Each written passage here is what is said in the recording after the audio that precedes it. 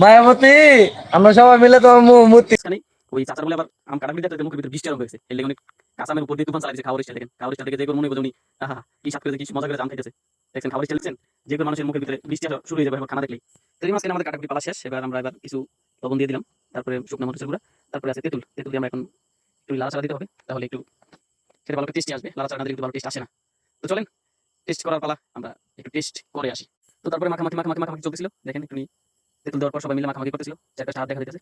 তারপরে মনে হয় একটু চিনি ছিল আমাদের কাছে, হ্যাঁ একটু চিনি ছিল, একটু চিনি ছিল দিয়েছেন, নাহলে একটু যদি টক লাগতে পারে, সবাই তো টকটা পছন্দ করে না, একটু চিনি ছিল দিলাম। তারপরে চলে হলো এবার খাওয়ার পালা।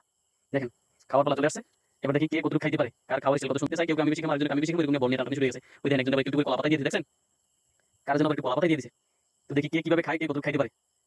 মাশাআল্লাহ মাশাআল্লাহ মাশাআল্লাহ মাশাআল্লাহ, খাওয়া দাওয়া শুরু হয়ে গেছে। মাশাআল্লাহ মাশাআল্লাহ, দেখি আমের ভর্তা না বিরিয়ানি আমি বুঝতে পারতেছি না ভাই। দেখি আমের ভর্তা না বিরিয়ানি আমি বুঝতেছি না। ওই দিন আরেকটা বলে ভাতের মতো নরম আছে, মুখের ভিতরে মুখ লাগাতে পারে না। দেখছেন অবস্থা, খালি আধ দেখা যাচ্ছে, বল দেখা যায় না। আর আমের ভর্তা দেখা যায়, খালি আধ দেখা যাচ্ছে। মাশাআল্লাহ মাশাআল্লাহ, দেখি কেমন শান্তি গেছে, কত মিল হবে ভিতরে, এরা মিলে মিলে একসাথে ভর্তা খেতে আছে। তো আমার মনে হয় এই বছরের কাঁচা আমের শেষ ভিডিও ভর্তাই আমার।